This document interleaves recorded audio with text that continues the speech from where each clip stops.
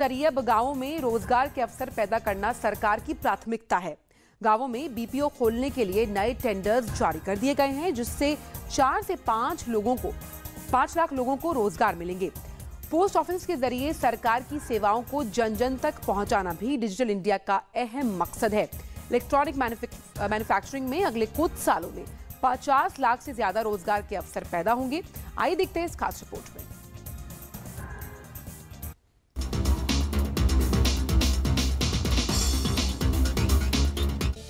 बीते 2 सालों में टेलीकॉम और आईटी क्षेत्र में बढ़ते निवेश और डिजिटल इंडिया योजना पर सरकार के फोकस ने एक बार फिर से संचार क्षेत्र को उम्मीदों का सेक्टर बना दिया है। देश में मोबाइल और आधार के जरिए जनता तक सरकार की योजनाओं का लाभ पहुंचाने की अहमियत आजादी के बाद पहली बार इतने बड़े स्तर पर अपना असर दिखाती नजर आ रही है। देश में फिलहाल 100 करोड़ लोगों के पास मोबाइल फोन्स हैं। 100 करोड़ से ज्यादा लोगों के आधार डेटा सरकार के पास सुरक्षित रखे गए हैं, जिनका इस्तेमाल सूचनाओं और सेवाओं के लिए बेहतरीन तरीके से किया जा रहा है। बात अगर डिजिटल इंडिया की करें तो भारत को दुनिया का नॉलेज कैपिटल बनाने से पहले सरकार की प्राथमिकता बुनियादी ढांचे के विकास पर है।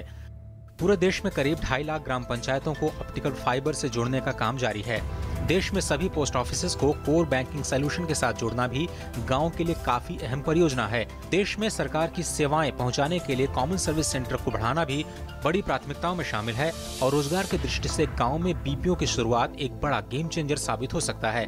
गांव को वर्चुअल इंटरनेट सेवा से जोड़ने पर भी काम जारी है, लेकिन बीते 2 सालों में इस सेक्टर की साख को वापस पटरी पर लाना सरकार की शायद सबसे बड़ी उपलब्धि रही है।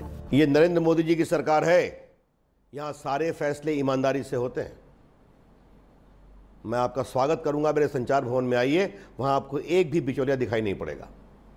जो काम होना है वो ईमानदारी से होगा, जो काम नहीं होना है वो किसी दबाव में भी नहीं होगा।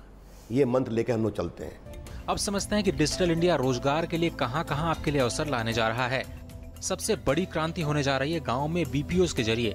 छोटे शहरों में बीपीओ में 1.5 से 2 लाख नौकरियां पैदा होंगी। इलेक्ट्रॉनिक मैन्युफैक्चरिंग में बड़ी मात्रा में निवेश आने से रोजगार के अवसर बढ़ेंगे। अगले 5 सालों में 50 लाख से 1 करोड़ लोगों को नौकरियां मिल सकती हैं।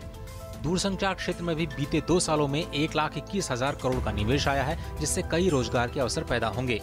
नौकरियां तो कम से कम 1.5 से 2 लाख प्रत्यक्ष मिलेंगी और आप इनडायरेक्ट लीजिएगा तो वो तो 4-5 लाख जाएंगे। अब आप सोचिए, देवरिया, बदायूं, गोरखपुर, सहारनपुर, भागलपुर, मुजफ्फरपुर, औरंगाबाद, जैसलमेर, जबलपुर, इन जगहों पर अगर कॉल सेंटर बीपीओ शुरू होगा तो लोगों को नौकरी मिलेगी। और आज काम बहुत है, मनरेगा का काम है, ग्रामीण विकास का काम है, बैंकिंग का काम है, टेलीफोनी का काम है, ई कॉमर्स का काम है। तो काम बहुत है। हम चाहते हैं उद्यमशीलता आगे आए।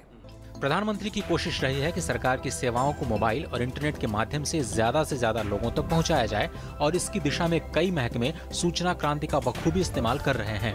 लेकिन कॉल ड्रॉप्स और धीमे इंटरनेट की स्पीड की समस्या की दिशा में निजी क्षेत्र ने करीब 65,000 नए टावर जरूर लगाए हैं, लेकिन ग्राहकों की अपेक्षाओं पर खरा उतरने के लिए उन्हें अभी काफी मशक्कत करनी होगी और इस बात पर डिजिटल इंडिया का भविष्य काफी हद तक निर्भर रहेगा।